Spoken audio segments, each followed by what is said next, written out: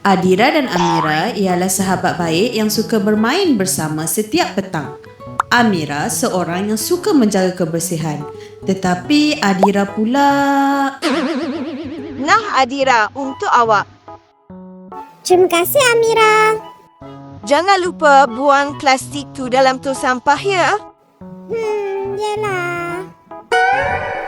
Tak ada siapa nampak kan? Buang je lah kat sini. Adira, kenapa buang sampah merata-rata ni? Alah, sampah kecil je pun. Memanglah bagi awak sampah tu kecil, tapi kadang-kadang sampah yang kecil boleh bagi kesan buruk yang besar tau ke alam sekitar.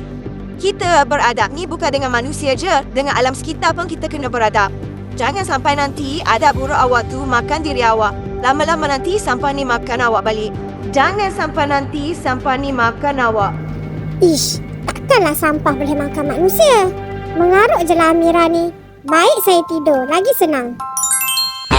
Ada, buang sampah merata-rata. Tolong! Tolong! Jangan makan saya! Aduh, hai. Nasib baik tu cuma mimpi. Sejak dari mimpi buruk itu, Adira mula berubah. Adira mula mengubah adabnya kepada alam sekitar. Keesokan harinya, Adira pergi ke tong sampah untuk membuang bahan buangan yang telah dikumpulnya. Tiba-tiba, Adira teringat kata-kata Cikgu Laila.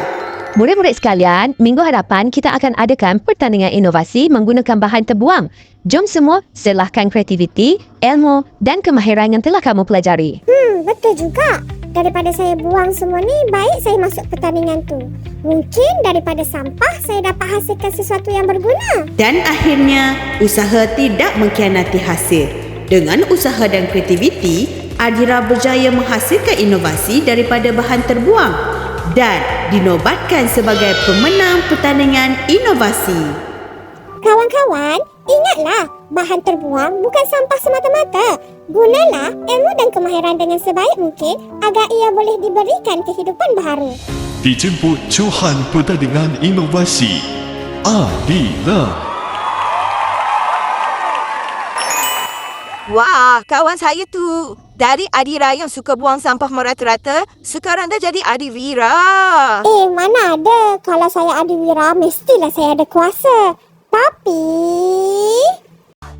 ingat tak kawan-kawan, setiap perubahan yang kecil mampu memberi impak yang besar kepada dunia.